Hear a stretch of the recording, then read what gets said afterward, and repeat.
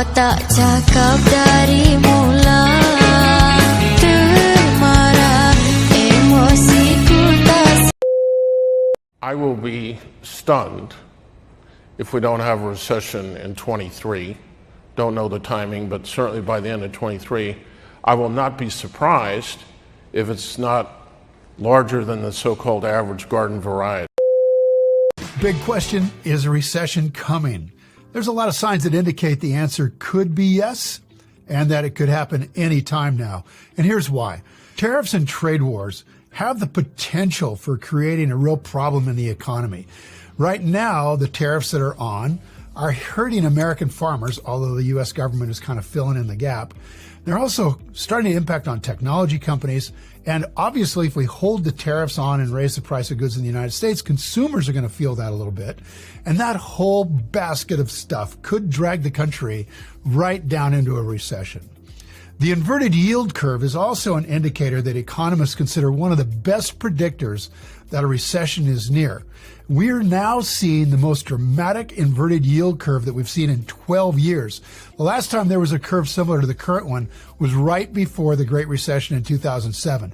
And by the way, an inverted yield curve just means that when we're paying more money to have a short-term borrowing than a long-term borrowing, something is screwed up. And that's where we're at right now. The global recession is coming soon.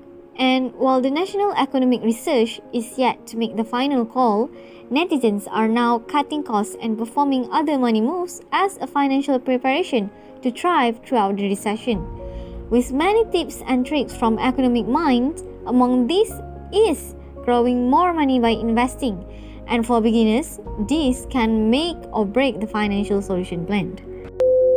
While losses are hard to avoid, newbies tend to lose more because their unrealistic expectation and no due diligence before moving days, either by having no great deal of knowledge of the business model or stock each company represents, or they underestimating the power of dedication and commitment as an investor.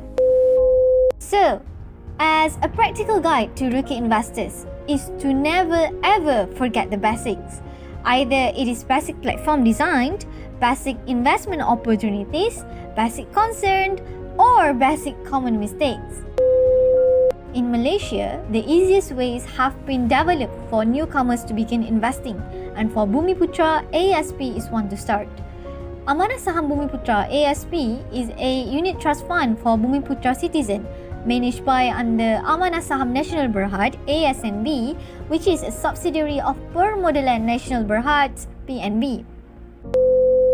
However, despite it being one of the finest avenues to start investing and growing monies, not to mention its positive dividend declared for its investors during the 2008 economic downturn, Bumiputra's participation is quite disappointing as only 45.6% of 22.8 million Bumiputra are involved in 2021.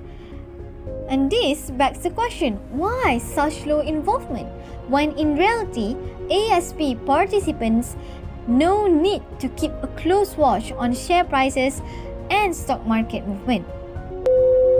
ASB further requires no upfront fees, which means your money mostly goes to investing.